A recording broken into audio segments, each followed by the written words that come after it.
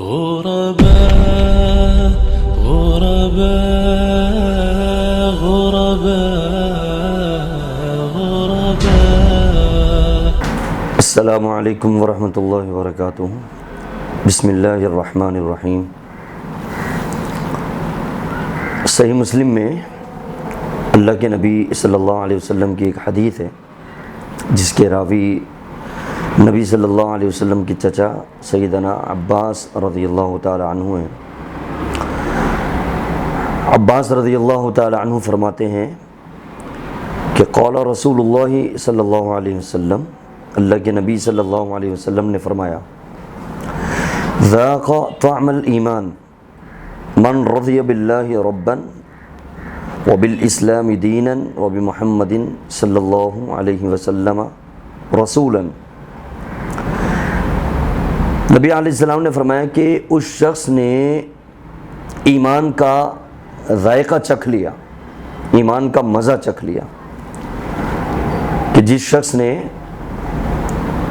من رضی باللہ ربا، جو اللہ کو رب مان کر راضی ہو گیا، وبالاسلام دینا، اور اسلام کو دین مان کر راضی ہو گیا، وبمحمد رسولا، اور محمد صلی اللہ علیہ وسلم کو رسول مان کر راضی ہو گیا. کتنی جامع اور کتنی معنی حدیث ہے. سمجھ لیں اس حدیث میں پورا دین ایک طرح سے بیان کر دیا گیا. تبھی اتنی بڑی خوشخبری سنائی گئی کہ ذاق طعم الایمان، ایمان کا ذائقہ چکھ لیا، ایمان کا مزہ، ایمان کا ذائقہ جو چکھ لے تو اس دنیا میں اس سے بڑا کوئی خوش نصیب نہیں ہے. ایمانی حلاوت، ایمانی مٹھاس، ایمانی ذائقہ یہ ہر ایک کو نصیب نہیں ہوتا. جسے اللہ کی توفیق ہو اسی کو ہی نصیب ہوتا ہے. اور اس کے کچھ ایمان کے ذائقے چکھنے کے کچھ طریقے وہ اللہ کے نبی علیہ الصلوۃ والسلام نے ہمیں بتائے.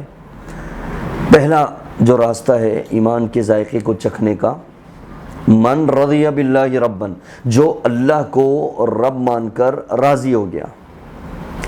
اللہ کو رب مان کر راضی ہونا کیا ہے؟ رب تو مانتے ہی تھے، مشرکین مکہ بھی رب مانتے تھے، اور آج ہر کوئی یہ کہتا ہے کہ اللہ ہمارا رب ہے. کلمہ بھی پڑھتے ہیں، لا الہ الا اللہ محمد الرسول اللہ، کلمہ بھی ہر کوئی پڑھتا ہے. لیکن اس حدیث کے اندر ہے کہ ذائقہ وہ چکھے گا جو اللہ کو رب تو مانے گا لیکن رب مان کر راضی بھی ہوگا. تو رب مان کر راضی ہونا کیا ہے؟ رب ماننا کوئی بڑی بات نہیں ہے. رب تو مشرکین مکہ بھی مانتے تھے. قرآن کریم نے بیان کیا، وَلَئِن سَأَلْتَهُمْ، اے محمد صلی اللہ علیہ وسلم اگر آپ ان سے پوچھیں، یہ جو مکہ کے مشرک ہیں ان سے پوچھیں، من خلق السماوات والارض، آسمانوں اور زمینوں کو کس نے پیدا کیا؟ تو سیقولون اللہ، یہ کہیں گے کہ اللہ نے پیدا کیا. آسمان اور زمین کا خالق اللہ تعالیٰ ہے، وہی شفا دیتا ہے، وہی روزی دیتا ہے، وہی اولاد دیتا ہے. وہ مشرکین مکہ بھی اللہ کو رب مانتے تھے لیکن رب مان کر راضی نہیں تھے. رب تو مانتے تھے لیکن کہتے تھے کہ یہ جو ہمارے بت ہیں نا، لات، منات، عزا، حبل، یہ جو ہمارے بت ہیں یہ بت ہمیں اللہ تک پہنچائیں گے.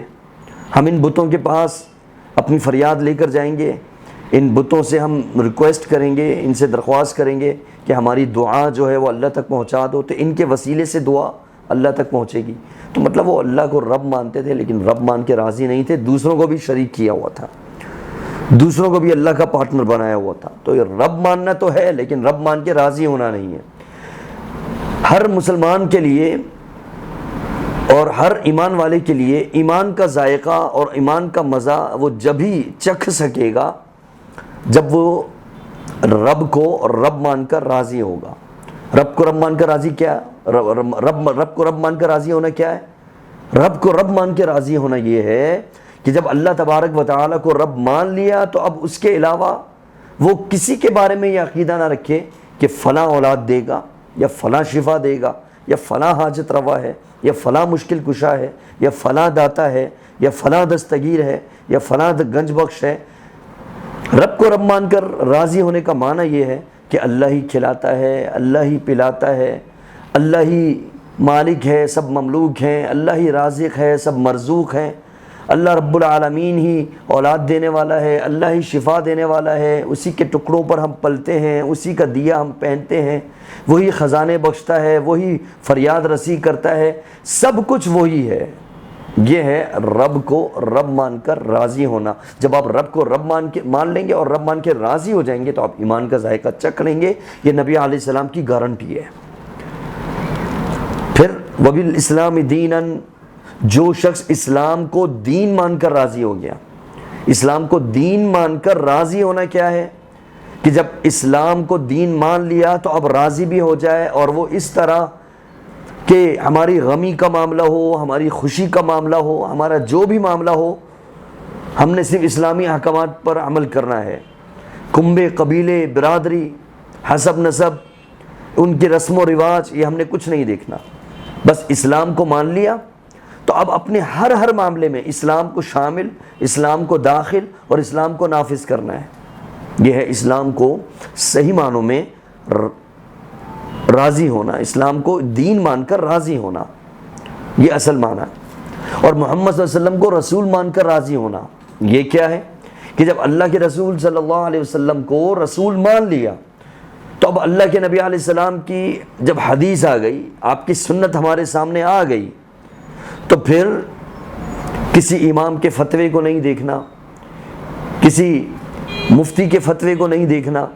اگر نبی علیہ السلام کی حدیث کے مقابلے میں دنیا کے بڑے سے بڑے شخص کی بھی بات آ جائے تو ترجیح کس کو دینی ہے؟ حدیث رسول صلی اللہ علیہ وسلم کو۔ یہ ہے صحیح معنوں میں رسول محمد صلی اللہ علیہ وسلم کو رسول مان کر راضی ہونا۔ تو حدیث کا خلاصہ کیا ہے؟ من رضی ذاق طعم الایمان، ایمان کا ذائقہ بھائی وہی چکھے گا من رضی باللہ ربا، جو اللہ کو رب مانے گا بھی اور رب مان کر راضی بھی ہوگا۔